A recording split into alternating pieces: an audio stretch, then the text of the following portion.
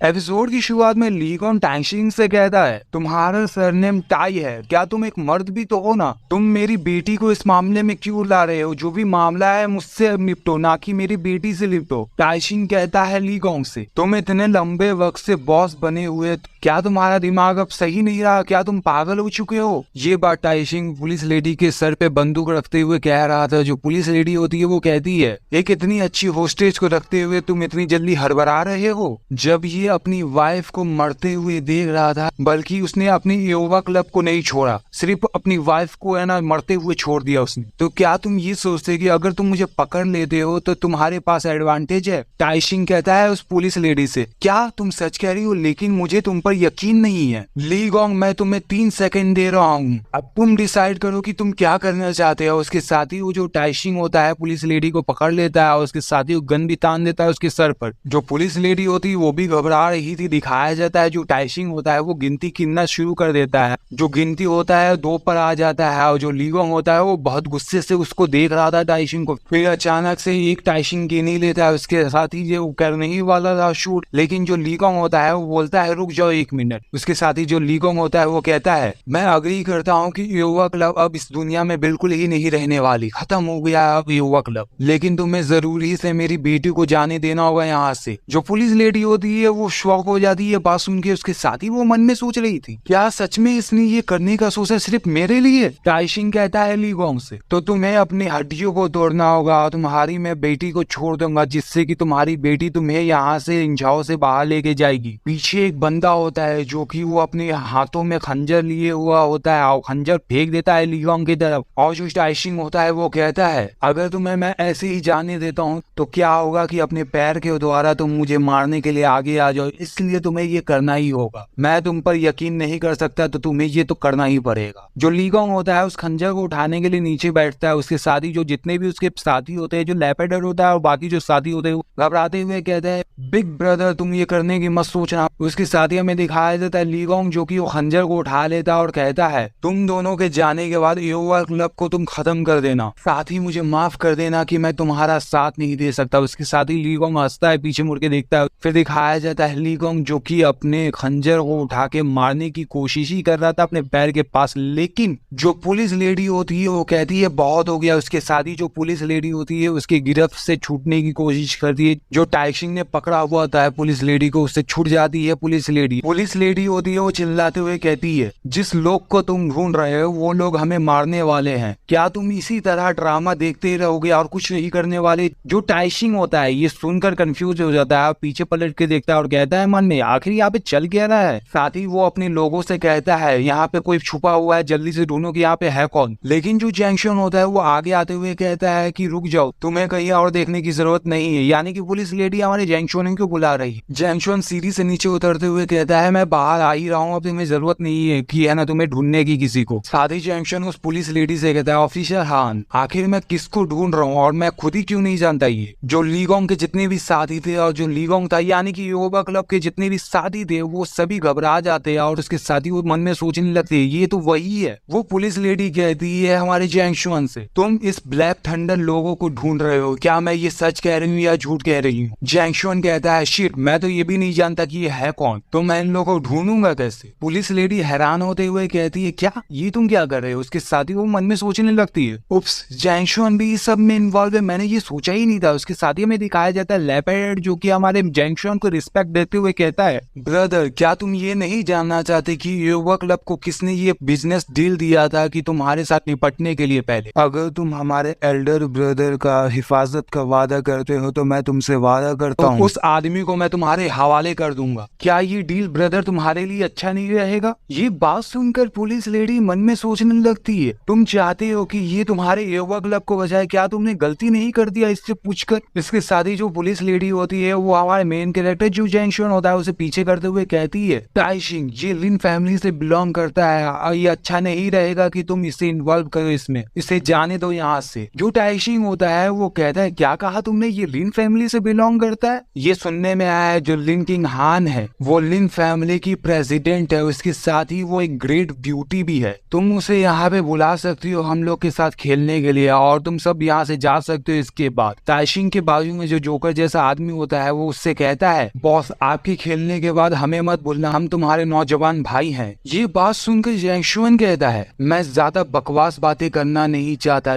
लेकिन तुम्हारी हिम्मत कैसे हुई कि लिन किंगजुन की बेइज्जती करने की। उसके साथ ही एकदम गुस्से में अपनी शक्ल बनाते हुए जैंगशुअन कहता है, क्या तुम अपनी जिंदगी से तंग आ चुके हो? क्या तुम मेरे हाथों मरना चाहते हो? जैंगशुअन पीछे पलटते हुए कहता है एकदम गुस्से में लेपर्ड हेड से, हे तुम मेरी एक मदद कर दो, जितने भी दरवाजे हैं वो सभी को बंद कर दो और यहाँ से कोई भी बाहर नहीं जाना चाहिए। लेपर्ड हेड खुश होते हुए कहता है, जैसा आप कहे ब्रदर, आपने अच्छा किया कि आपने मुझे पहले ही कह दिया, मैं अभी करता हूँ। इसके साथ ही वो मन में भी सोच रहा था, ये हमारी मदद करने वाला है, यानी कि ओवर क्लब अब बच जाएगी। दिखाया जाता है जितने भी शटर होते हैं वो सभी बंद हो जाते हैं, यानी कि जितने भी दरवाजे और खिड़की होते हैं वो सभी बंद होने लगते हैं। और जो जैंगशुअन होता है एकदम एविल तरीके से कहता है एकदम गुस्से में, मैं तुम्हें एक रिमाइंडर बता देता हूँ, अभी जो सीन होने वाला है वो बहुत ही बेरहम होने वाला है, तो तुम्हें ये पसंद नहीं आएगा। जो टाइशिंग होता है वो हंसते हुए कहता है, क्या तुम मुझे धमकी दे रहे हो? तुम्हारी हिम्मत भी कैसे हुई मुझे धमकी देने की? जैंगशुअन कहता है टाइशिंग से, मैं तुम्हें कोई धमकी नहीं दे रहा, तुम्हारा जो मुंह है वो बहुत ही मामूली है, तो मैंने डिसाइड किया है कि तुम्हारा मुंह हमेशा के लिए बंद ही कर दूं, यानी कि तुम अब बात ही नहीं कर सकोगे जिंदगी भर। जो टाइशिंग होता है वो हंसते हुए कहता है, क्या मजाक कर रहे हो तुम मेरे साथ? सिर्फ तुम ही यहाँ पे अकेले हो, तो तुम ये कैसे सोच सकते हो कि तुम मेरी मुंह को बंद कर सकते हो? ये अभी कह ही रहा था टाइशिंग कि हमारा जो जैंगशुअन होता है वो बहुत फुर्ती की रफ्तार से उसके पास पहुंच जाता है, उसके कपड़े को पकड़ लेता है। जो टाइशिंग होता है ये भी देख कर हैरान हो जाता है, लेकिन जो जैंगशुअन होता है वो बहुत ही बुरे मूड के साथ ही दिखाया जाता है, उसके फेस पे एक पंच पड़ता है जिससे कि उसके मुंह पे से जितने भी दांत होते हैं वो सभी निकल जाते हैं, और हमें ब्लर करके दिखाया गया है, तो हमें पूरी तरीके से पता नहीं चला है कि उसके साथ हुआ गया है या सर ही उड़ चुका है। जो जैंगशुअन होता है वो कहता है, हाँ मैं यही करना चाहता था तुम्हारे साथ। इस एपिसोड को हम यहीं पे खत्म करते हैं, आगे के एपिसोड में हम देखेंगे कि हमारे जैंगशुअन आगे और क्या करने वाला है। तो चलो फिर बाय बाय।